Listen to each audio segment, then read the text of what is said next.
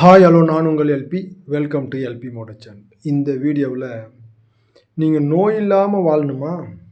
இந்த ஒன்றே ஒன்று கண்டுபிடிங்க. நீங்கள் ஜாக்கிங் போகணும், ஓடணும், ஆடணும், செய்யணும், இதெல்லாம் ஒன்றும் வேணாம். அந்த காலத்தில் பெரியவர்கள் சான்றோர்கள் சொல்லக்கூடிய ஒரே ஒரு தாரக மந்திரம் என்ன தெரியுங்களா? பசித்த பின் புசி. பசி எடுத்த பின்னாடி சாப்பிடுங்க, உங்களுக்கு நோய் வராதுன்றாங்க. ஆனால் நம்மளாம் அப்படியே பண்ணுக்கிறோம் சொல்லுங்கள். இப்போ பாருங்கள், நிறைய பேர் தனக்கு பிடித்த ஒரு சாப்பாடை பசிக்காமையே சாப்பிடுவாங்க. அப்படி போகக்கூடிய உணவு தான். இப்போ நீங்கள் பசியாக இருக்கும்போது உடலில் என்ன பண்ணணும்னா, வயிற்றில் HCl ஹைட்ரோகுளோரிக் ஆசிட் சுரக்கும். அது பிரெயின் சொல்லும், இவங்க செல்களுக்கெல்லாம் சக்தி இல்லை, நீ சுரந்து அவனுக்கு பசி ஏற்படுத்துன்னு. நம்ம ஆள் என்ன தெரியுமா பண்ணுவாங்க? சாப்பிட்றாங்க, பசி எடுத்து பின்னாடி சாப்பிட்றாங்கன்னு வச்சுக்கோங்களேன். வெளியே போகும்போது தன்னுடைய உறவினர்கள் வீட்டுக்கு போகும்போதோ இல்லை ஃபங்க்ஷனுக்கு போவோம், சாப்பிட்டு தான் போவாங்க. ஃப்ரெண்டு வீட்டுக்கோ இல்லைன்னா எங்கேயாவது போகும்போதோ அந்த ஃப்ரெண்டு சொல்லுவான் சாப்பிடுன்னு. என்ன சொல்லணும்? நான் இப்போ தான் சாப்பிட்டு வந்தேன், ஏற்கனவே ஃபுல்லாக இருக்குதுன்னு தானே சொல்லணும். சொல்லவே மாட்டாங்க. 190% மக்கள் நோய்வாய்ப்படுவதற்கு மிக முக்கியமான காரணம் என்ன தெரியுங்களா? சாப்பிட்டு பின்னாடி திருப்பியும் சாப்பிட்றது.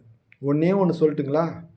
ஏங்க, உங்கள் வீட்டுக்கு ஒருத்தர் விருந்தாளி வராங்க அப்படின்னா, நீங்கள் ஏற்கனவே 4 பேர் இருக்கிறீங்கன்னு வச்சுங்களேன். வீட்டில் ஒரு 2 கிளாஸ் அரிசி போடுறீங்க, 4 பேருக்கு சரியாக போகுது.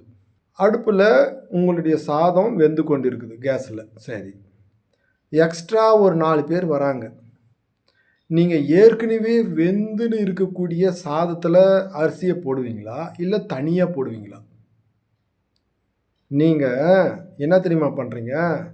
அந்த பாதி வெந்துன்னு இருக்குது பாருங்கள், அதுலேயே அரிசியை போடுறீங்க. என்ன ஆகும் சொல்லுங்கள்? உங்களுக்கே தெரிஞ்சிடுச்சு இல்லையா? அந்த சாதம் ஒன்று குத்தல் பட்டுறோன்னு சொல்லுவாங்க.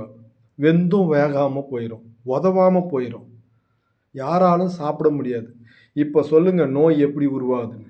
ஏற்கனவே உங்கள் வயிற்றில் போட்டக்கூடிய சாப்பாடு ஜீரணம் ஆயின் கொண்டு இருக்கிறது, திருப்பியும் புதுசாக போடுறீங்க. அப்போ என்ன ஆகுன்னா, நம்மளுடைய அடுப்பு மாதிரி தாங்க அதுவும். அதனால்தான் நோய் வருகிறதுன்னு சொல்கிறாங்க. அது செரித்து பின்னாடி சாப்பிட்லாம், பசி எடுக்கும் சாப்பிட்லாம். ஆனால் பெரும்பாலானோர் இதை ஃபாலோ பண்ணுறாங்களான்னு பார்த்தீங்கன்னா 190% பேர் ஃபாலோ பண்ணுறதுனா அதனால தான் நோய் வருதுன்னு பெரியவர்கள் சொல்கிறாங்க. இதுக்குண்டான ஃபுல் வீடியோ நாங்கள் லிங்க்கில் போடுறேன், டிஸ்கிரிப்ஷனில் கொடுக்குறோம், பாருங்கள்.